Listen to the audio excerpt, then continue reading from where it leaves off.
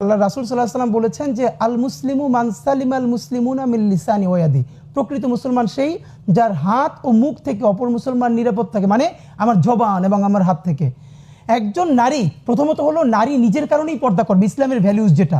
কিন্তু ধরেন কোনো পুরুষকে ইসলাম কি এই কথা বলেছে আমার সামনে যদি কোনো নারী নিউড হয়ে যায়, ড্রেসই নাই, ধরেন আমি কি তার দিকে তাকাতে, মানে দেখেন সূরা নূরে যে আল্লাহ তাআলা পর্দার কথা বলেছেন, এখানে দুটো বলেছেন যে পুরুষও যেন চোখের হেফাজত করে, নারীও যেন চোখের হেফাজত করে এবং পর্দা করে। তাহলে একমাত্র নারী ঢেকে থাকবে আর আমি তাকিয়ে থাকবো, এইটা আমাদের আফসোসটা কি জানেন? আজ থেকে 15-16 বছর আগেও বাংলাদেশের যত ধর্মীয় ইস্যু এগুলো সব মূলধারার আলেমরা নিয়ন্ত্রণ করতেন, হঠাৎ করে কোনো ফেসবুক সেলিব্রিটি না।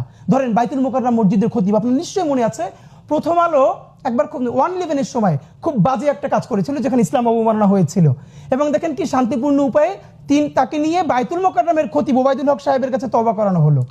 এর মানে সিস্টেমটা দেখেন, এর মানে তখন আমাদের জাতীয় মুরব্বী ছিল, বাইতুল মোকাররমের খতিব ছিলেন, বাংলাদেশে এরকম অনেক গুণীজন আলেম ছিলেন। তাওহীদ শব্দটা আসছে আরবি তাওহীদ থেকে, মানে একত্ববাদ। সেই হিসেবে আপনি ইসলাম ধর্মে বিলং করলে, ভাই করলে, আমি করলে, আমরা যারা ইসলাম ধর্মে বিলং করি আমাদের মূল থিমটা কি, যে লা ইলাহা ইল্লাল্লাহ মুহাম্মাদুর রাসূলুল্লাহ, যে আল্লাহ ছাড়া আর কোনো ইলাহ নাই, যে এই কথাটা যিনি বলেন এবং বিশ্বাস করেন তিনি তাওহীদের উপরে বিশ্বাস করলেন, মানে আল্লাহর একাত্মতার উপরে। আর এটা যিনি বিশ্বাস করেন তিনি তাওহীদি, তিনি এই তাওহীদকে আমরা বাংলায় বলে যারা মুসলিম আছি আমরা সবাই তাওহীদি জনতা। সকল মুসলমান যিনি আল্লাহর কাছে আত্মসমর্পণ করেছেন কালিমার ভিত্তিতে, প্রত্যেকে তাওহীদি জনতা, প্রত্যেকে।